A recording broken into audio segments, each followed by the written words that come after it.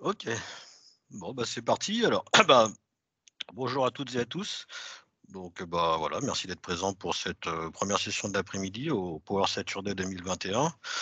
Donc bah, l'idée de cette session, c'est de vous faire un petit retour d'expérience, ma modeste expérience sur la partie surveillance et observabilité SQL Server avec des outils qui commencent à être, ma foi, très, très connus dans le monde open source et qui sont beaucoup utilisés dans le monde DevOps, à savoir Telegraph, Prometheus et Grafana. Euh, donc, rapidement, pour me présenter, ben, moi je suis David Barbarin, je suis administrateur de base de données chez Migros Online. Donc Migros Online, c'est du food online en Suisse, d'accord. C'est aussi pour en France, vous avez Carrefour, Carrefour Online, etc. Bah, c'est le pendant suisse euh, pour nous. Donc Migros Online, donc c'est un contexte assez particulier parce que du coup, c'est vraiment un monde orienté DevOps et architecture distribuée, comme pas mal finalement de gens qui font du food, enfin, du retail online maintenant.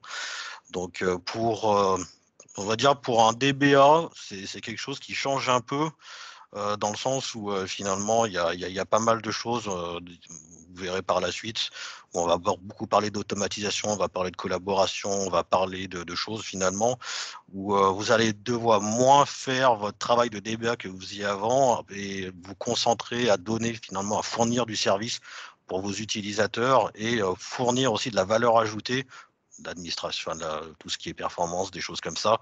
Voilà. Donc c'est quelque chose qui est assez intéressant.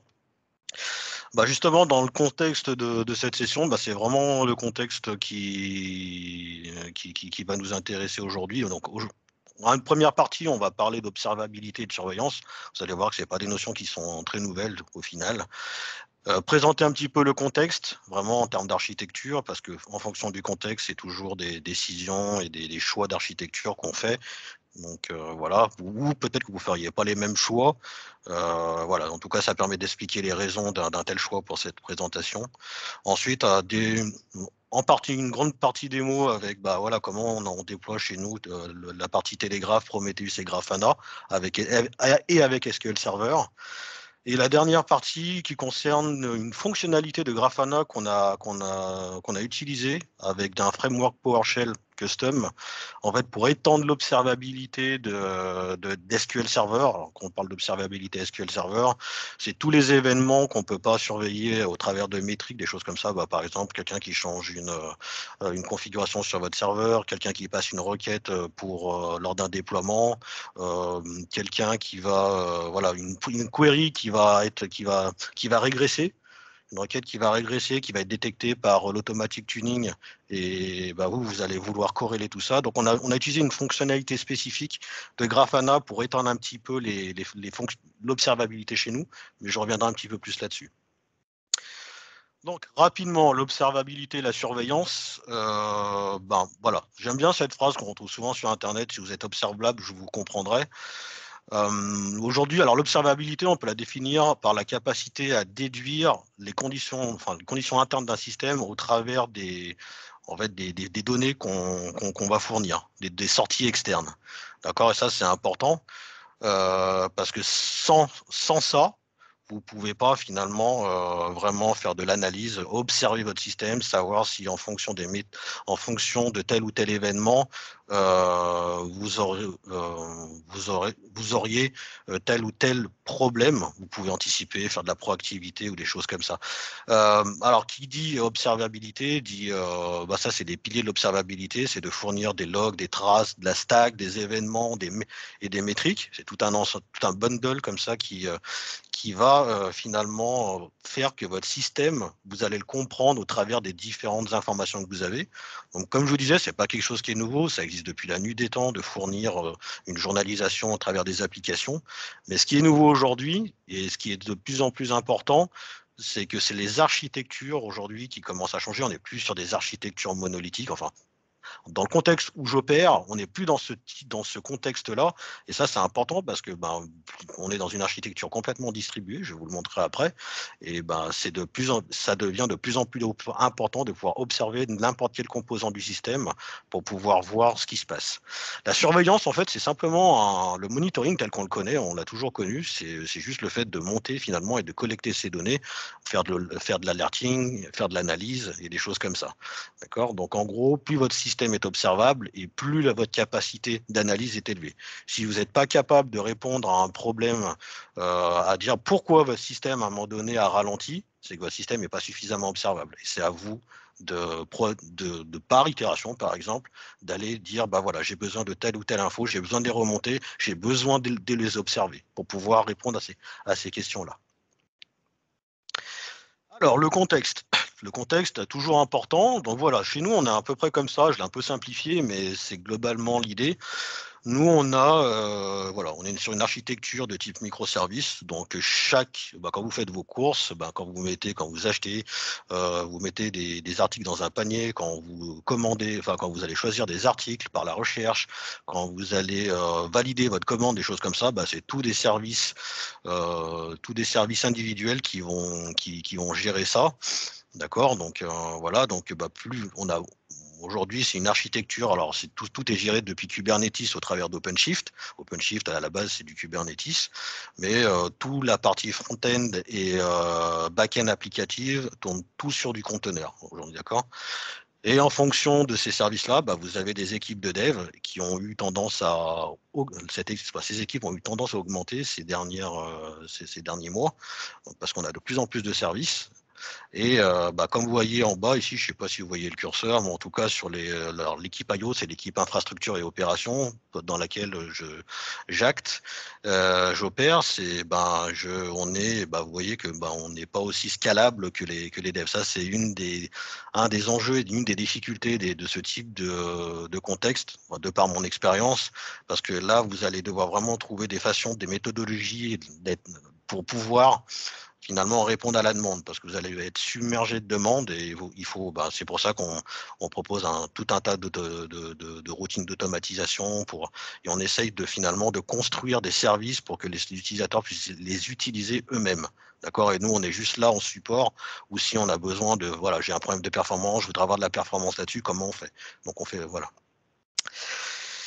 Le deuxième challenge, et ça c'est quand je suis arrivé, c'est pareil, qui dit DevOps, dit DevOps, ça drive beaucoup l'automatisation et les pipelines de continuous integration et continuous delivery. D'accord? Donc qu'est-ce que ça veut dire ça? Simplement, je reviens là, je ne l'ai pas précisé, mais la stack DB, en tout cas, elle reste elle n'est pas encore sous OpenShift, pas pour le moment, on n'est pas prêt pour ça. Ça reste de la virtualisation avec du SQL Server et d'autres SGBD, mais la grosse partie des core services sont sous SQL Server avec du Always On. Donc, je reviens à ces pipelines, vous voyez ici. Donc, en fait, la grosse difficulté, c'est qu'aujourd'hui, c'est l'automatisation. L'automatisation peut venir vous cacher un petit peu ce qui se passe sur vos environnements. Donc, il faut juste savoir qu'on doit être à, je sais pas, on doit être je mens pas si je dis qu'on doit être à pratiquement une centaine de services. On n'est pas une centaine de bases de données parce qu'on essaye d'être dans une tendance, un service, un microservice, une base de données.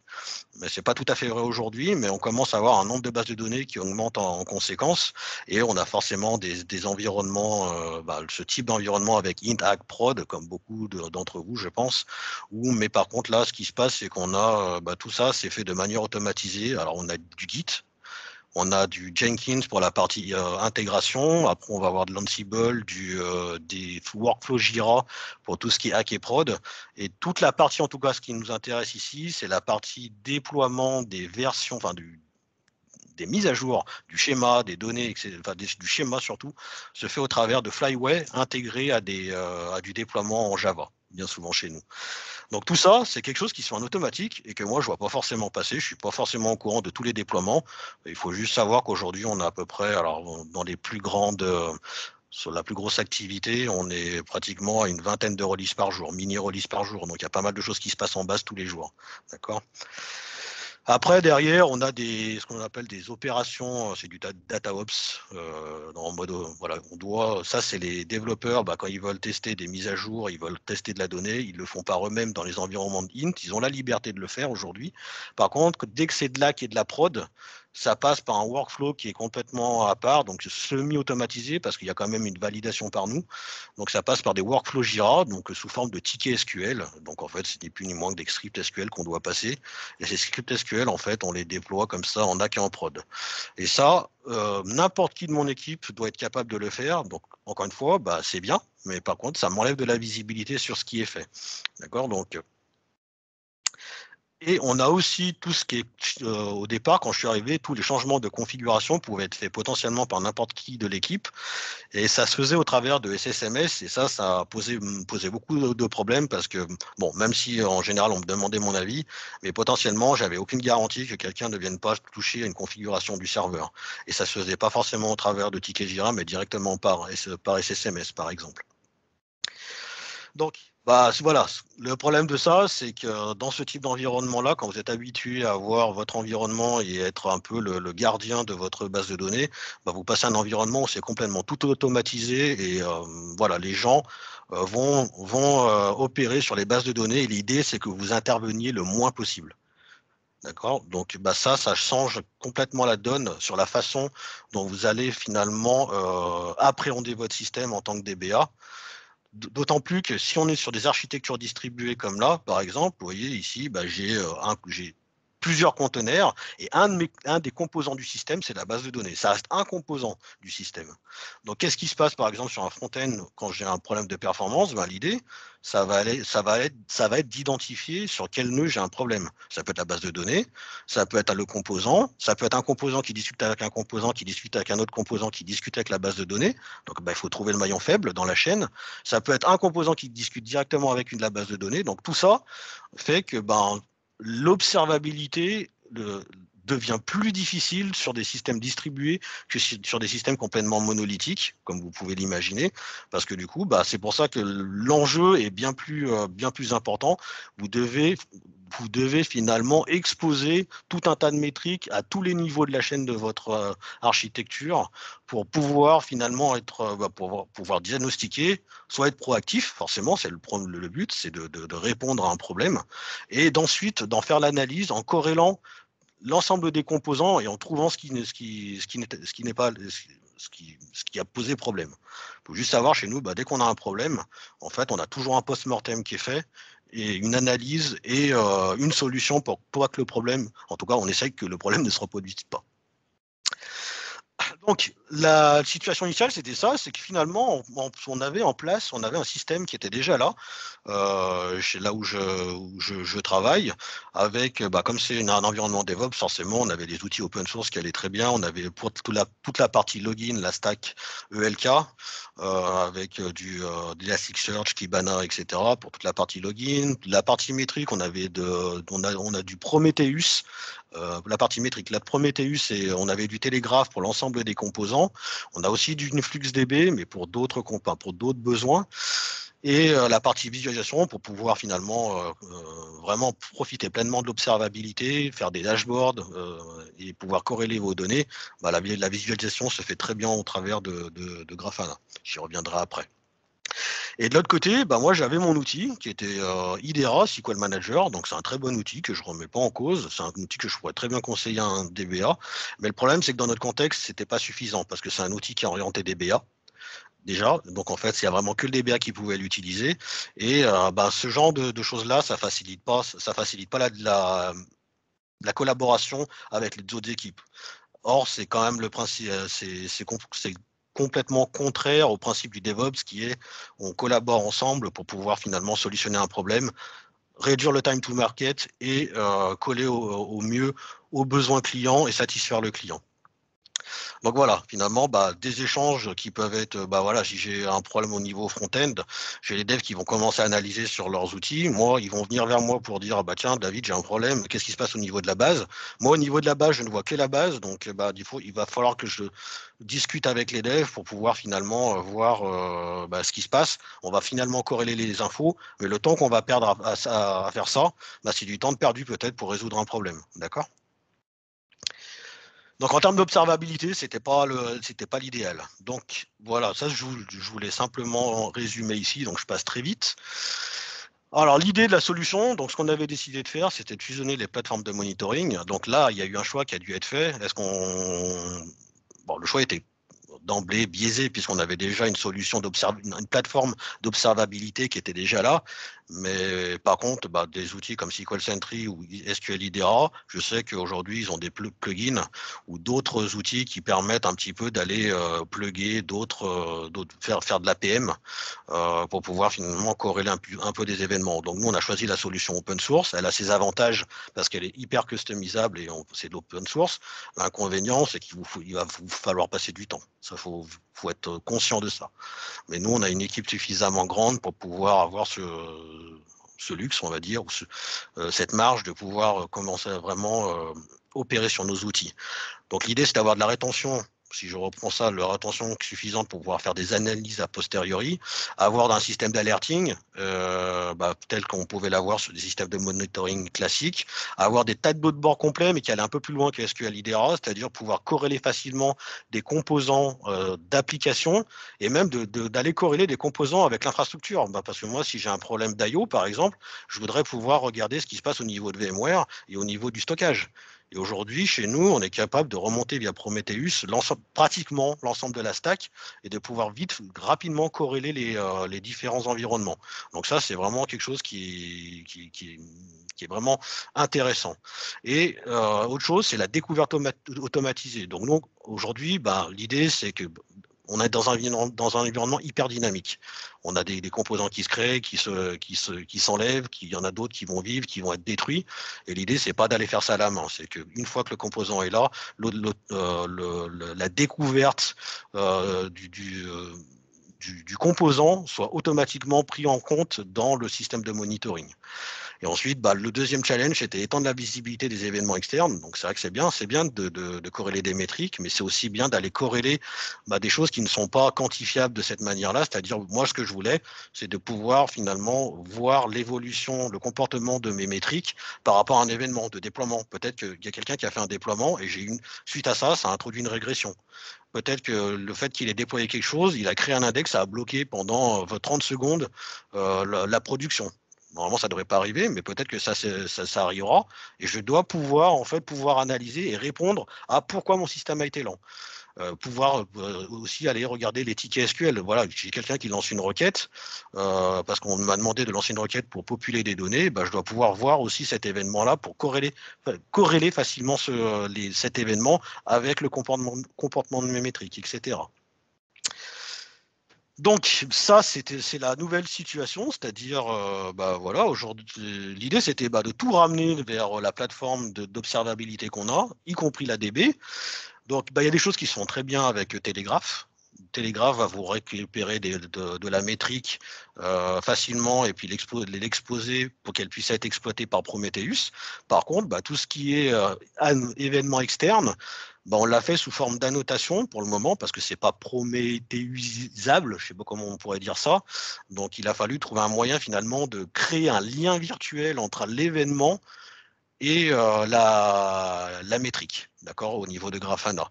Et là-dessus, on a dû jouer avec les fonctionnalités de SQL Server et un framework PowerShell. Donc je vous expliquerai ça un petit peu après.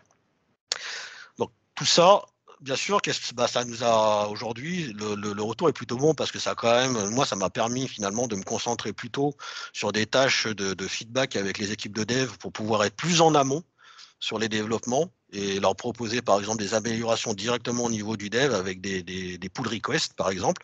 Aujourd'hui, je fais beaucoup de pull requests, je fais très peu de SSMS, mais beaucoup de change et de code. Et de pouvoir, si j'ai un problème avec, si mon système n'est pas observable, suffisamment observable, c'est discuter avec les équipes IO et dire, voilà, comment on va améliorer le système.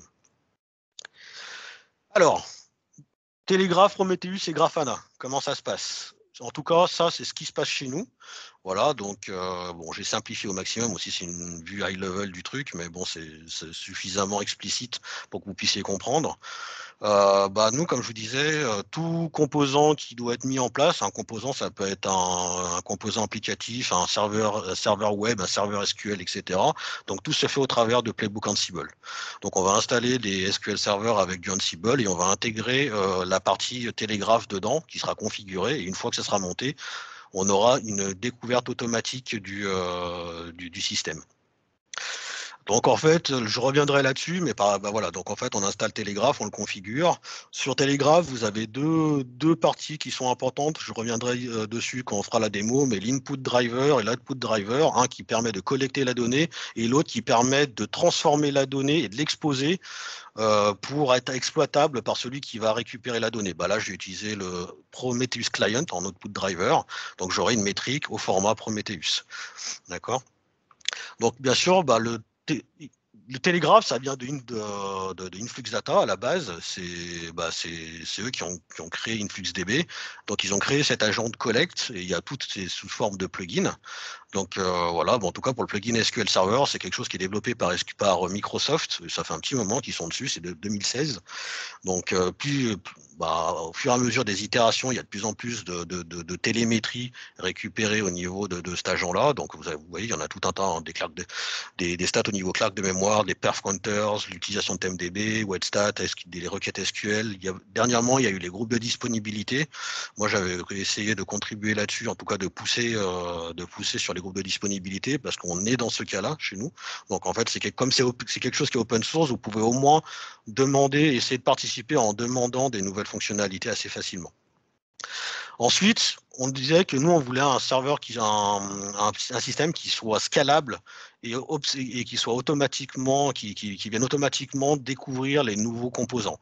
On va utiliser Prometheus avec des jobs de scrapping. Prometheus, il fonctionne en mode pool. Il faut bien faire attention à ça, c'est-à-dire qu'il va passer tous les n secondes ou toutes les n millisecondes et il va venir récupérer les données que vous lui avez exposées au travers des différents clients. Et nous, on utilise la découverte par DNS avec un enregistrement SRV. À chaque fois qu'on crée un service, on a un record SRV qui est créé et automatiquement, Prometheus va le découvrir et il va intégrer la métrique dans sa base de données. Donc en fait, c'est une base de données time series. Hein. C'est fait vraiment pour faire de la métrique, Prometheus, avec des exporteurs, du scrapping. Et il y a un langage, si vous voulez faire vous pouvez utiliser le langage PromptQL qui permet tout simplement d'aller faire de l'interrogation multidimensionnelle au niveau des time series. Et enfin, effectivement, il faut plugger la data source au niveau de Grafana. Donc, il y a des paramètres au niveau Grafana où vous allez lui dire quel est l'intervalle de scrapping, etc. On reviendra un petit peu là-dessus, mais en tout cas, c'est un outil suffisamment puissant finalement pour corréler tout un tas de sources de données. Vous pouvez corréler du Prometheus avec du FluxDB ou avec des sources directement en SQL. Ça, il n'y a pas de problème. Donc, c'est vraiment la force de l'outil et de pouvoir remonter dans le temps, de faire des choses assez poussées. Donc, je vous propose de passer directement à la démo. Donc, j'espère que vous voyez mon écran. Donc, le contexte. Le contexte, c'est voilà, en fait, j'ai créé un environnement tel qu'on pourrait l'avoir chez nous. Tous les environnements sont en All-Zone chez nous. On n'a pas d'environnement standalone, en tout cas pour tout ce qui est microservices, excusez-moi. Donc voilà, typiquement un réplica de nœuds, hein, avec peu importe le nom, c'est pas très important en synchrone. Voilà. Alors, commençons par Telegraph. Donc Telegraph, ce que je disais, Telegraph. L'installation, nous, se fait au travers d'un playbook. Donc là, j'ai un playbook. Alors c'est pas forcément celui qu'on utilise, mais bon, l'idée c'est voilà, nous on a inclus finalement une partie qui installe Grafana et qui vient le configurer automatiquement. Je vais juste lancer le playbook. Voilà. Le playbook, je le lance juste à l'étape install Grafana. Voilà, c'est ni plus ni moins que le déploiement comme ça de l'installation du service comme ça. Donc le temps qu'il installe, il n'en a pas pour très longtemps. Je vais vous expliquer ce qu'il y a d'important là-dedans. Donc là, je l'ai mis sous forme de rôle. Pour ceux qui connaissent Ansible, vous pouvez fonctionner sous forme de rôle. Comme ça, vous pouvez réutiliser le code que vous avez. Vous appelez le rôle pour pouvoir installer un SQL. Vous pouvez avoir un rôle SQL. C'est ce qu'on a chez nous, un rôle. Il y a tout un tas de rôles qu'on peut utiliser. Donc, ce qu'il va faire, ce rôle, c'est ni plus ni moins que télécharger les binaires, les installer sous ces programmes files, et puis déposer les fichiers de configuration. Donc là, j'ai des templates, ce qu'on appelle les templates Jinja. Et donc les templates Jinja, c'est ni plus des choses, en fait, pourquoi on l'utilise, les templates Jinja, ça permet de pouvoir passer. Alors, il faut juste que je remonte au bon endroit, voilà, des choses comme ça. Là, je vais dynamiquement, en fait, configurer ma chaîne de connexion au moment où je configure le télégraphe.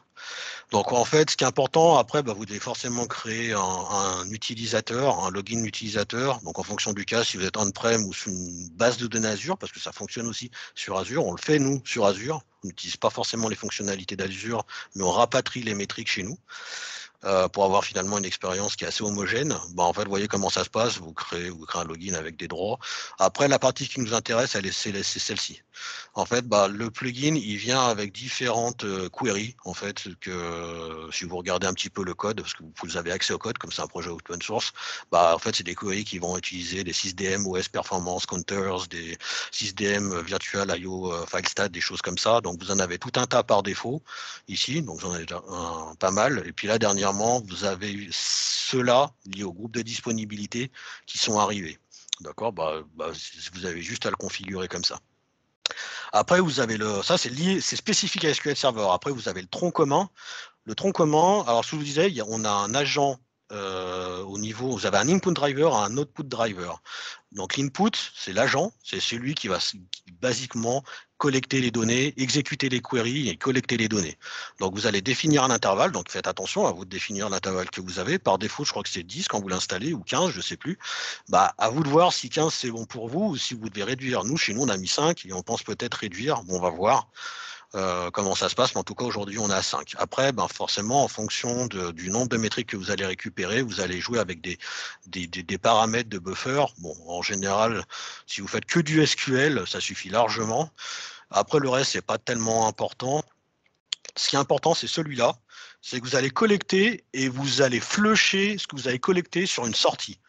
Donc en fait, vous allez exposer ça sur une sortie. C'est cette sortie-là que Prometheus va utiliser lors de son scrapping. D'accord? Et là, dans l'output driver, c'est là où vous définissez finalement quel est le type de sortie que vous voulez. Moi, j'ai dit que je voulais une sortie Prometheus. Je vais exposer ça sur le pass métrique sur un port bien défini. Je vais définir un range d'IP sur lequel qui est autorisé en fait à aller récupérer les données. Bien sûr, il y aura le range IP de mon Prometheus. Et si vous voulez faire du debug, par exemple, rien ne vous empêche de mettre votre serveur ou un serveur de debug si vous voulez voir ce qui se passe. D'accord? Donc ça, c'est ce qui est le plus important. Donc normalement, si tout s'est bien passé, il ne devrait pas. Forcément, avec l'effet démo, c'est plus long que d'habitude. Mais vous voyez qu'en fait, voilà, il est en train de l'installer. Je vais aller. Il est en train de starter les services.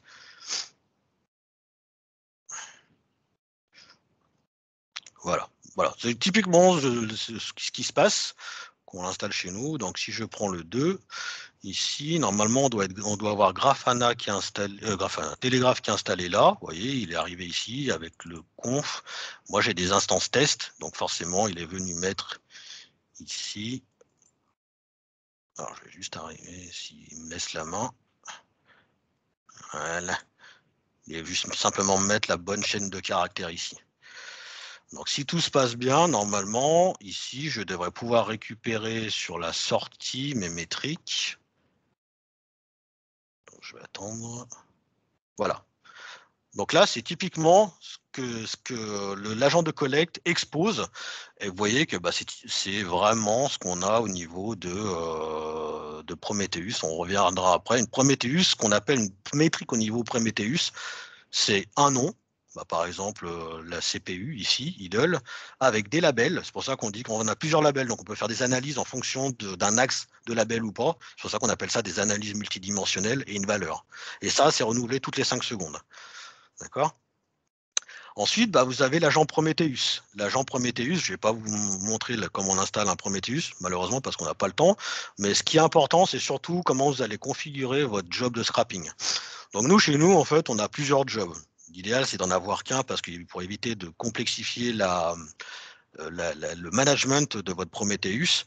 Mais l'idée, c'est de, voilà, donc, si nous, on a un job global qui va scraper toutes les 15 secondes sur différents, sur nos Kubernetes, par exemple, et on a quelque chose sur SQL, un autre job comme ça, qui va scraper toutes les 5 secondes avec un type, on vient forcément récupérer via HTTP, et le scrapping ici est important. Alors, pourquoi il est important? Parce que si vous avez un scrapping qui n'est pas aligné avec votre intervalle et votre flush intervalle au niveau de télégraphe, vous risquez de perdre de la métrique. Je m'explique. Si votre scrapping, nous, c'est ce qui s'était passé au départ, il est à 15 secondes, vous, au niveau de télégraphe, toutes les 5 secondes, il va pousser les données sur la sortie. Mais à chaque fois qu'il va pousser, il va écraser la sortie précédente. Donc ça veut dire que si vous êtes à 15 secondes, les 2 premières fois, vous allez louper les 2 premiers points. Les deux premiers intervalles, d'accord? C'est dommage. Donc du coup, autant aligner la valeur du scrapping avec ce que vous avez au niveau de Prometheus. Ça, il y a quelque chose que, alors, Prometheus, quand vous connectez, vous arrivez directement. Alors moi, je me suis mis sur le port 90-90. Vous arrivez sur ce type d'interface. Donc la première chose qu'on peut aller voir, ce que je voulais vous montrer, c'est surtout, alors, une fois ici, normalement, au niveau des discoveries, vous voyez que j'ai mes deux services SQL qui ont été découverts et ils sont ici. Après, derrière, ici, il y a quelque chose que je voulais vous montrer, c'est quand vous commencez à regarder au niveau des intervalles, plus l'intervalle est réduit et plus ça, il faut, et plus vous allez finalement demander à votre serveur Prometheus de travailler. Et une chose qui est importante de faire, c'est d'aller regarder. Je vous ai mis par exemple deux, trois petites choses. Le nombre de scraps. Alors ça, c'est des requêtes internes que vous pouvez exécuter directement au travers de Prometheus, le nombre de métriques qui récupère par scrap. Donc là, vous en avez à peu près 1000. Bon, c'est pas énorme, hein. Ça reste relativement raisonnable. Et derrière, quelque chose que vous devez regarder, par exemple, nous, ce qu'on a regardé, c'est ça, c'est si est-ce qu'on mettait déjà, si notre job à 15 secondes, il était suffisamment performant pour pouvoir récupérer de la métrique. Donc là, on voit ici, donc je l'ai exécuté. Donc, par exemple, là, pour chaque scrapping, il a mis 10 millisecondes. Bon, ça va. Mais si, admettons que votre job, à chaque fois que Prometheus passait pour récupérer vos données, il mettait plus de 5 secondes, c'est sûr que si vous mettiez un intervalle à 5 secondes, c'est pas bon. Donc ça aussi, c'est quelque chose qu'il faut regarder au niveau de Prometheus avant de diminuer la fenêtre de scrapping. Donc voilà, au niveau de Prometheus. Autre chose que je voulais vous montrer aussi, au niveau de Prometheus, voilà. Alors là, je l'ai mis en statique parce que c'est de la démo, mais bien entendu, j'aurai une autre section qui serait du DNS Discovery config de mémoire et qui permettrait et je lui dirais, tiens, c'est tel recorder servé qu'il faut aller regarder pour pouvoir voir si j'ai des nouveaux composants ou pas. Donc c'est ce qu'on utilise chez nous en prod.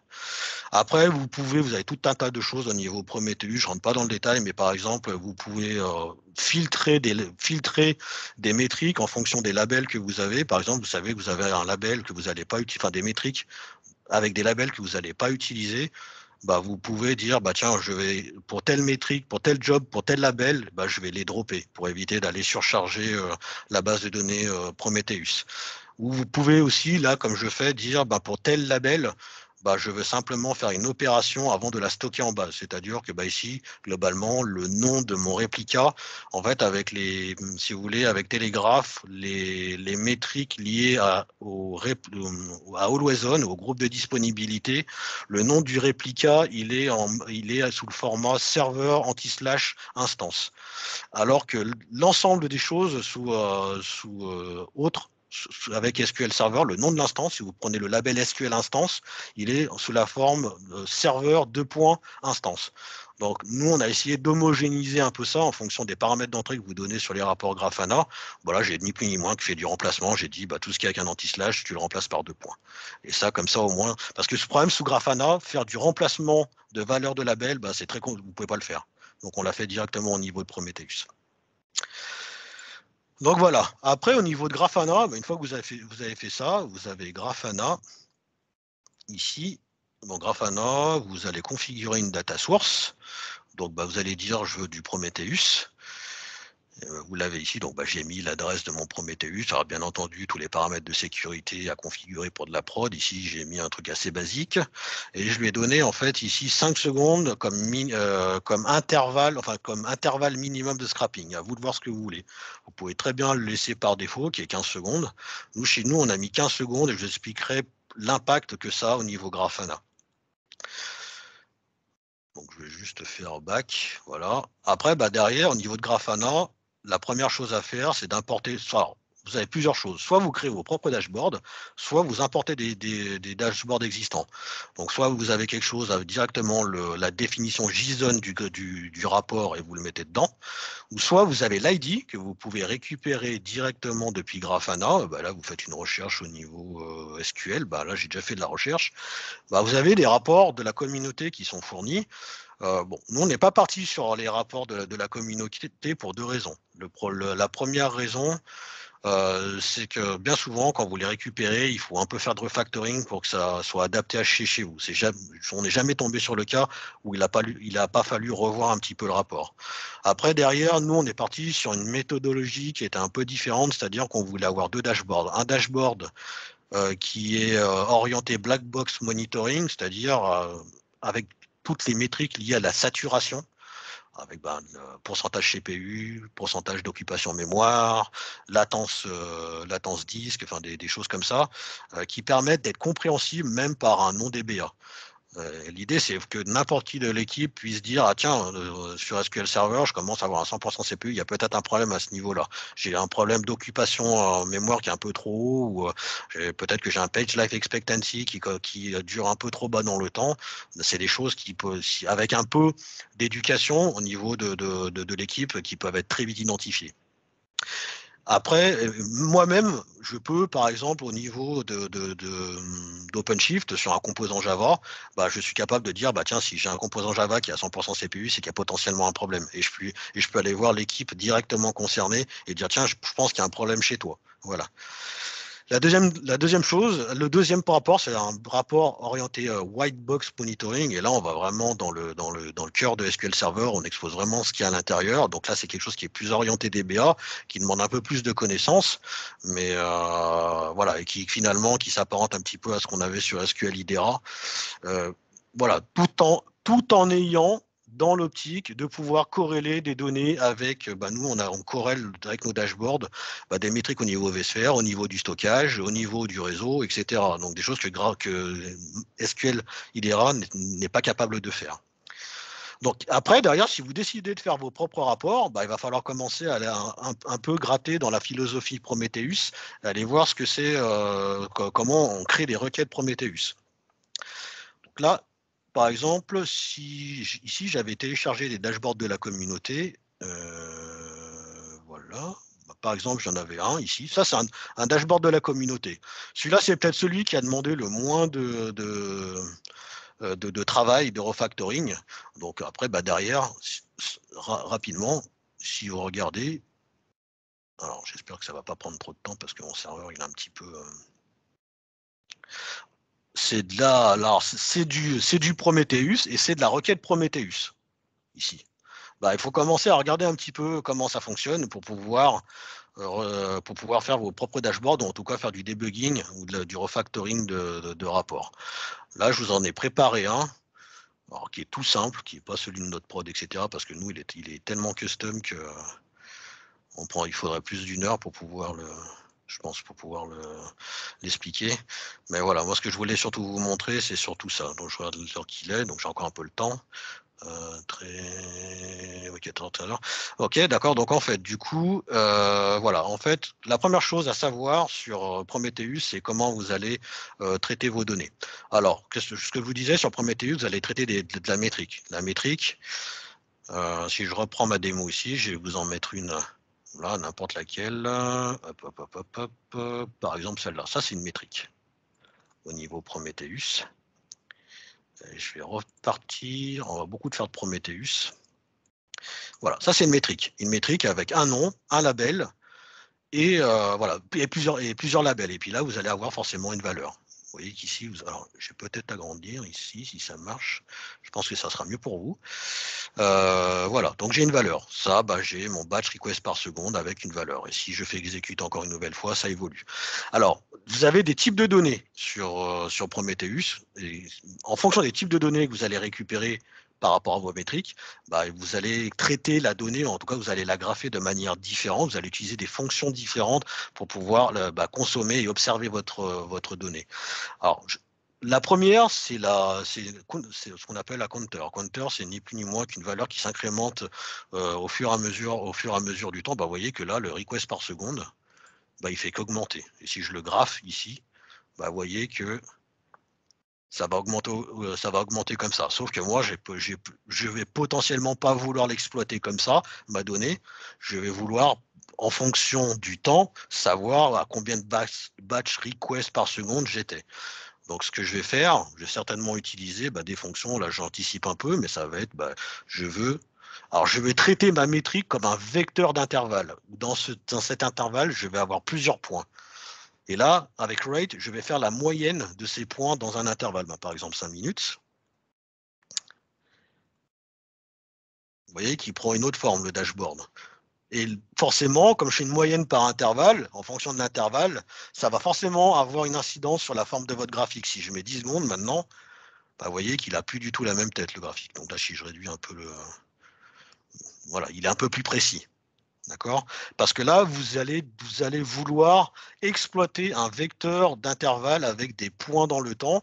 Et c'est le genre de fonction que vous allez beaucoup utiliser pour pouvoir grapher ce type de données. Après, vous avez le type de... Alors ça, celui-là, il est plus parlant, ce qu'on appelle une jauge. Une jauge, c'est une valeur qui va évoluer dans le temps sans que vous...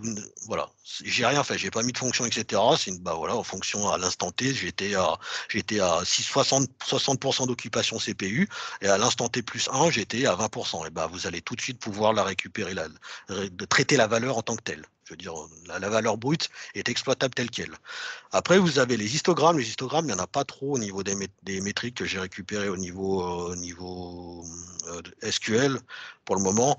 Il y en a une qui s'apparente beaucoup, enfin, il y en a certaines qui s'apparentent beaucoup à des histogrammes, mais ce ne sont pas vraiment des histogrammes. Elles peuvent être traitées comme des buckets, mais ce n'est pas vraiment ça. Donc, en fait, j'en parle pas plus que ça. Mais vous avez aussi des histogrammes. Vous pouvez faire des fonctions comme les histogrammes quantiles ou des choses comme ça. Avec ça, c'est beaucoup utilisé par les composants front-end chez nous, par exemple. Mais eux, ils génèrent des histogrammes au niveau de la data. Donc voilà ce que ça peut vous donner. Après, une des choses que vous pouvez faire, c'est joindre vos données. Alors, joindre vos données, par exemple, si je prends joindre des métriques, excusez-moi. Ça, c'est ce qu'on fait par exemple chez nous. Si je reviens en mode table, j'ajoute un panneau, voilà, je prends celui-là et je prends. Et après, je vous fais l'explication. Je vous fais les plus importants parce que c'est vrai qu'il y a beaucoup à dire là-dessus. Donc, admettons que vous vouliez récupérer. Alors, moi, j'ai un rapport Grafana ici qui vient récupérer au niveau instance. Mon point de départ, c'est l'instance. Alors, au niveau, si mon point de départ, c'est l'instance, qu'est-ce qui se passe? Je vais vouloir récupérer mon instance à ce niveau-là. Donc, je vais exécuter, par exemple, cette métrique-là, qui va me récupérer, peu importe ce que ça récupère, le nombre de CPU. Et derrière, ce qui est important, c'est de jouer avec les labels. Par exemple, au niveau du label, ce qui est fourni, c'est le host. Le host me permet d'aller récupérer le serveur sur lequel mon instance SQL est hébergée. Ça tombe bien parce que moi, je vais aller récupérer le total de consommation CPU de mon serveur sur lequel je suis hébergé. Donc, comment je fais ça? Il va falloir joindre les deux métriques. Pour pouvoir faire ça, vous avez alors vous n'avez pas de left join et de choses comme ça sur. La jointure n'existe pas en tant que telle sous Prometheus, mais vous pouvez le faire comme ça. Vous pouvez dire, je joins ma métrique ici au niveau du host avec cette métrique. Et ce que je récupère finalement, je fais un left join et je récupère finalement la bonne valeur. Et je serai parti, par exemple, avec, là j'aurais eu au niveau Grafana, une variable comme ça, instance. Donc j'aurais eu l'instance SQL Server et j'en aurais déduit Lost et je suis allé récupérer la valeur de ma métrique au niveau processeur. D'accord? Après, il y a pas mal. Alors, je vous parlais tout à l'heure des vecteurs d'intervalle. Ça, c'est un truc qu'il faut bien garder en tête et savoir comment ça fonctionne. Il y a deux choses que vous pouvez faire. Alors, je vous ai parlé de la moyenne. Donc, j'enlève tout ça.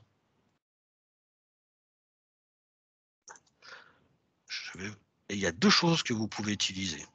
C'est la fonction write ou eWrite. Et c'est pas la même chose. Alors, si je le fais comme ça, vous allez voir que au niveau du graphe, je vais mettre 30, voilà, 15 minutes. Je vais même mettre 5 minutes. Et là, je vais l'exécuter. Graphe. J'étais à 5 minutes ou 5? Oui, 5 minutes, David. Voilà. Vous voyez que j'ai à peu près le même graphe. Sauf que maintenant, admettons que je change ça. Je vais être 5 minutes. Donc là, je vais faire la moyenne. Et là, je vais vous expliquer ce que ça fait. Vous allez voir que le graphe n'est pas du tout le même. Celui-là, il est comme ça. Et celui-là, il est... Alors sur ça, j'ai mis 5 minutes, 5 minutes, 5 minutes, 5 minutes. Vous voyez qu'il n'a pas du tout la même tête. Celui-là est beaucoup plus, plus précis. On a l'impression qu'il récupère un peu plus d'activité au niveau des pics. Et en fait, ce que fait la fonction eRate, c'est que alors, la fonction rate, juste pour rappel, elle va faire la moyenne, elle va prendre votre vecteur, l'intervalle de votre vecteur, et elle va faire la moyenne des points. Le eRate, en fait, est-ce qu'elle va, cette fonction-là, son but, c'est d'aller récupérer les deux derniers points de l'intervalle et d'en calculer le delta. Et là, bah, du coup, effectivement, ça, c'est le genre de fonction qui est intéressant si vous avez des métriques hyper volatiles. Et que quand vous réduisez l'intervalle ici, bah, vous savez que derrière, vous avez de grandes chances de récupérer plus ou moins les pics. Alors, je dis plus ou moins, c'est pas parfait, ça va dépendre de votre intervalle de scrapping au niveau Prometheus et l'intervalle au niveau télégraphe. Et ça va dépendre aussi, bah, comme je vous disais, il y avait récupérer les 2 points de votre intervalle. Si vous récupérez les 2 points de votre intervalle, potentiellement, votre pic, il sera sur les premiers points. Et s'il est sur les premiers points, vous n'allez pas récupérer votre pic. Donc, il faut faire attention avec cette solution de monitoring. Cette solution de monitoring n'est pas destinée, n'est pas designée, n'est pas faite pour récupérer l'ensemble des pics de votre, enfin en tout cas des pics assez soudains de votre système. Vous pouvez les louper. Ça, il faut en être conscient. Et je vais finir avec peut-être avec ça. Avec les groupes de disponibilité. Donc si je reviens ici, peut-être si je bascule sur Grafana pour que ça soit peut-être un peu plus visuel, bah voilà comment vous pouvez exploiter vos données. Bah, par exemple, sur des compteurs de type, là c'est un compteur de type jauge, parce qu'en fait si je fais évoluer mon nombre de CPU, ça va directement diminuer. Là j'ai pris une stat comme ça et j'ai mis la requête là. J'ai juste besoin de mettre la requête. Ok, donc ça c'est pas très compliqué. Maintenant, au niveau de mon activité, donc mes batch requests par seconde, bah, comme je vous disais ici, si je vais aller récupérer ces petits changements de données en fonction du temps, bah, va falloir que je joue avec. C'est pour ça que vous voyez des uWrite ou des choses comme ça. Ici, vous avez le write interval. Donc en fait, ça, c'est une fonction au niveau Grafana qui permet, bah, quand vous changez l'intervalle qui est ici, bah, il vient automatiquement le répercuter là. Vous avez la différence entre write interval et interval. Je vais vous expliquer. Tout dépend ce que vous voulez faire. Donc, vous voyez qu'ici, j'ai mis un write interval dans le paramètre et là, j'ai mis un interval. Je vais vous expliquer pourquoi. Maintenant, si je fais ça, dans ce cas-là, je continue à avoir de la data. Dans ce cas-là, j'ai plus de données. Alors, pourquoi j'ai plus de données ici? Pourtant, c'est juste un paramètre d'intervalle. Bah, tout simplement parce qu'ici, en fait, si vous regardez la résolution au niveau de Grafana, je l'ai mis par défaut que la résolution par défaut était de 5 secondes ici. Mais au niveau de Grafana, pour pouvoir avoir des points, il faut que la résolution minimum au niveau de Grafana soit au moins égale à 2 fois la quantité, 2 fois la valeur du scrapping de Prometheus. Bah là, du coup, je vais être obligé de faire quelque chose comme ça. De dire, là, mon min step, c'est 10 secondes. Et là, ça va marcher. Donc, en fonction du scrapping intervalle que vous allez mettre dans votre... si vous avez un scrapping qui est homogène, ça va aller, parce que vous allez automatiquement mettre la bonne définition. Mais par contre, si vous avez un scrapping qui est différent, qui n'est pas homogène, pour SQL Server c'est ça, et pour un autre composant c'est ça, peut-être que vous allez devoir jouer avec ce genre de choses-là. Parce que sinon, vous allez vous retrouver à plus avoir de données quand vous allez diminuer la résolution et vous n'allez pas comprendre pourquoi. Et ça, le rate interval, pourquoi ça fonctionne? Parce que, en fait, ce que j'ai fait à la main, il le fait automatiquement. Donc, pourquoi s'en priver? D'accord? Alors, du coup, pour les métriques, alors pour l'OASON, voilà nous ce qu'on a mis en place chez nous. Alors, ça nous permet finalement, alors pourquoi on a mis ça? Je vais juste faire un test ici, je vais juste simuler, par exemple, voilà, quelqu'un qui m'a suspendu une base. Ah, c'est pas bien, tu m'as suspendu une base. Mais vous voyez, je suis pas, moi, j'ai pas mon œil sur le monitoring toute la journée, quoi. Je dors pas devant. Donc j'aurais forcément de l'alerting où j'aurais et j'aurais certaines. Ce que je voulais, c'était avoir ça au niveau, quand il veut, au niveau Grafana. Donc bon, normalement c'est censé devenir rouge.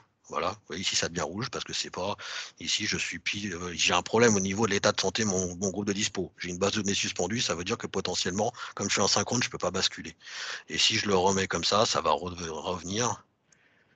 Alors pourquoi on a mis ça? Tout simplement, admettons qu'il y a quelqu'un, voilà, vous avez un réplica secondaire qui tombe d'un coup, et puis vous avez quelqu'un au niveau du front-end qui dit tiens, c'est bizarre, à un moment donné, sur un intervalle de 10 secondes, j'ai eu une requête qui a pris plus de temps que d'habitude. Ok, vous allez commencer à aller chercher. Si vous êtes capable de corréler ça avec ce type d'événement-là, vous savez qu'entre le moment où en fait finalement votre base de données, votre Always-On, il était en bonne santé et quand il est passé dans un état qui n'était pas sain, vous avez le session timeout côté groupe de disponibilité où finalement votre requête elle va figer pendant 10 secondes et au passé ce 10 secondes, votre réplica, votre groupe de disponibilité, il va passer en asynchrone de manière temporaire.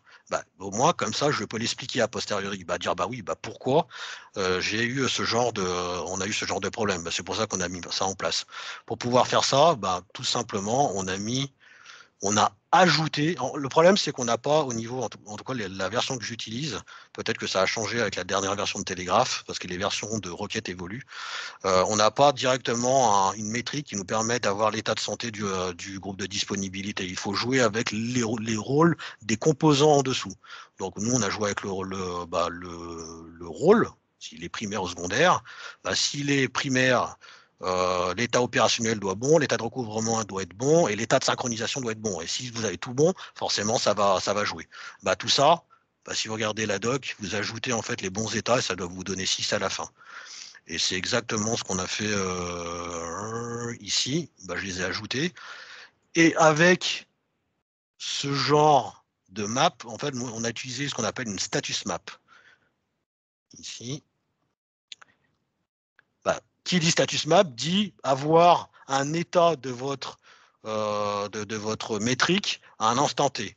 C'est pour ça qu'on a utilisé ici un max overtime et utiliser les métriques sous forme d'intervalle, de vecteur d'intervalle avec un max overtime. Max overtime, ça me récupère la valeur max pendant un intervalle donné. Donc, ce qu'on voulait, c'est avoir, bon, c'est pas parfait, mais au moins, on sait que si c'était égal à 6 pendant l'intervalle, cet intervalle-là, c'est qu'il y a grande chance que c'était en bonne santé. D'accord? Donc, on a juste ni plus ni moins fait qu'une addition de métriques ici. Donc, il me reste 5 minutes. Donc, je vais passer à l'autre démo. Après, il y a d'autres choses ici, mais si vous avez des questions après, par la suite, n'hésitez pas à revenir vers moi.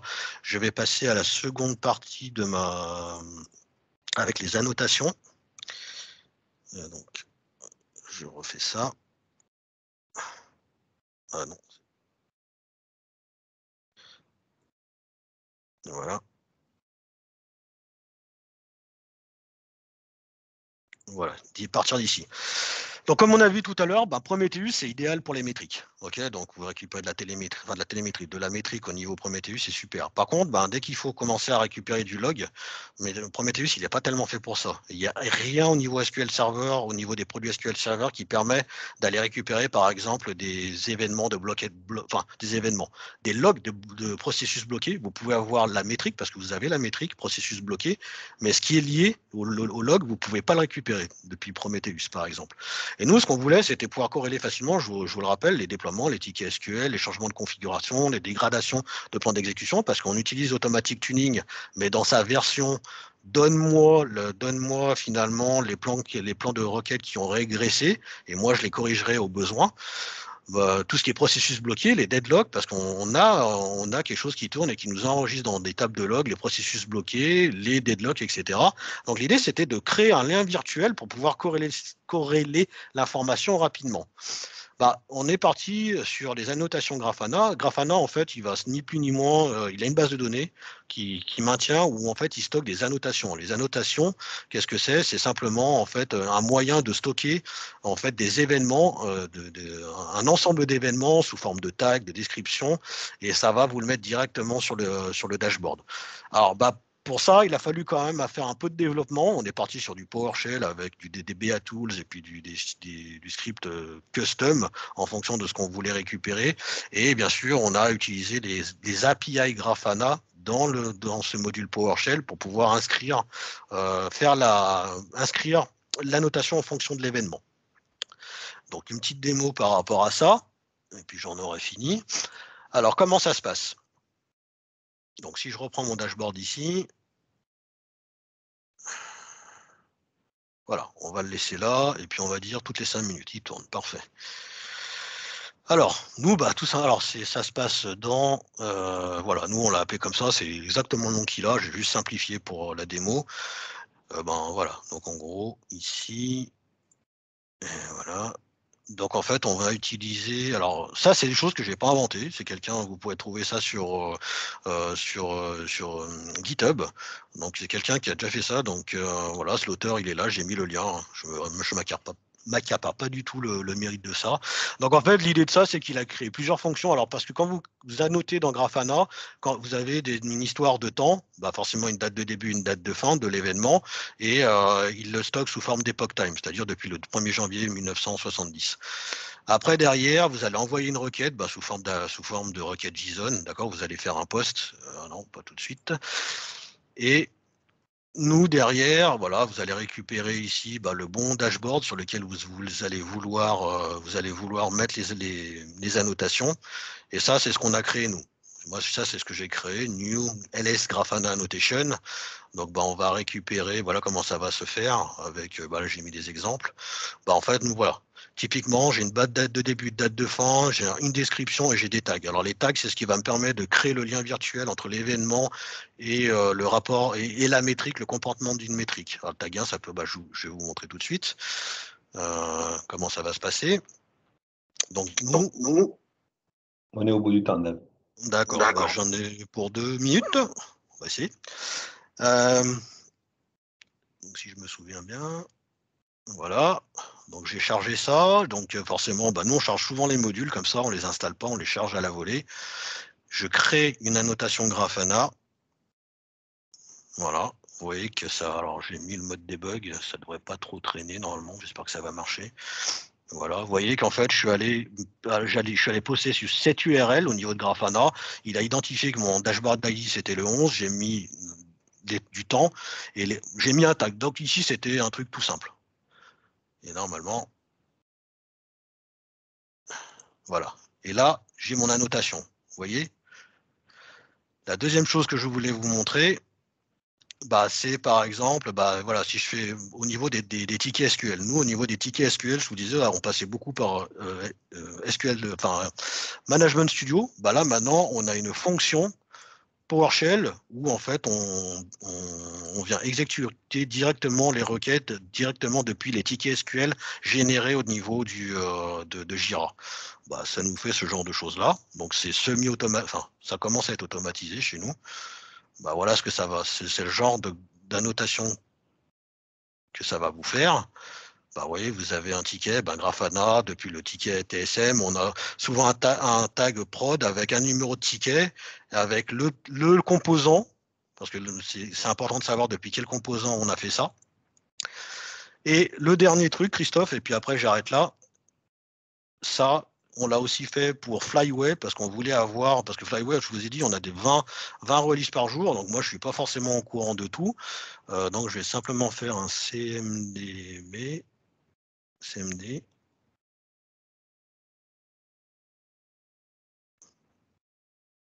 Allez, quand tu veux. C'est juste moi. J'ai deux mains gauche.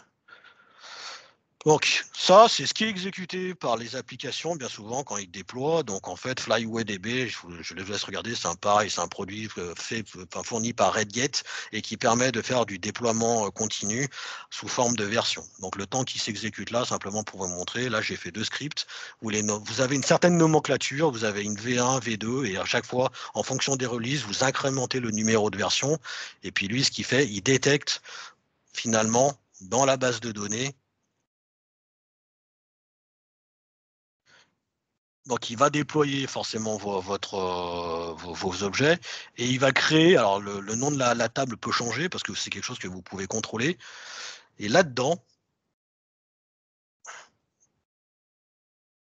en fait, vous allez avoir dans schéma historique, vous allez avoir en fait un historique des versions qui sont déployées. Donc, le temps qu'il ouvre là, je vais juste, et ça sera ma dernière démo.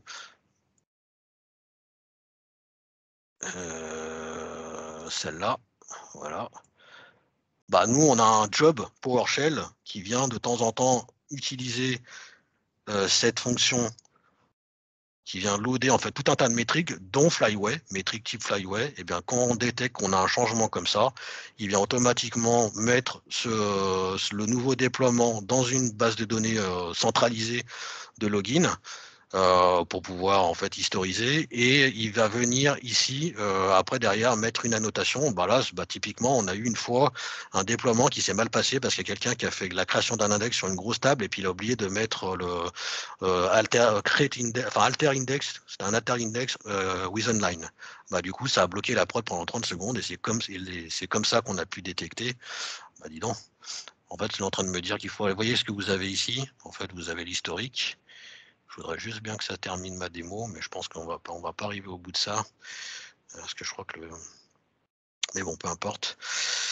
Donc normalement, ce que vous auriez ici, une annotation Flyway avec le Flyway, le numéro de version, le numéro de composant, et bien sûr, quand est-ce que ça a été déployé. Et puis si vous avez une métrique qui a évolué, vous pouvez tout de suite corréler. Donc voilà pour moi, j'en ai fini. Donc merci à vous pour votre écoute. Je suis presque pas en retard, comme d'habitude. A priori, c'est une habitude, donc il n'y a pas de souci là-dessus. Merci pour cette session, David. Je vais stopper l'enregistrement. Pour ceux qui souhaitent poser des questions, vous pouvez rester quelques minutes dans le chat avec David. Je serai dans le coin. Je sais que Eric, on a discuté avec Eric côté chat. Si tu veux intervenir, Eric, il n'y a absolument pas de souci. Je vais juste stopper l'enregistrement.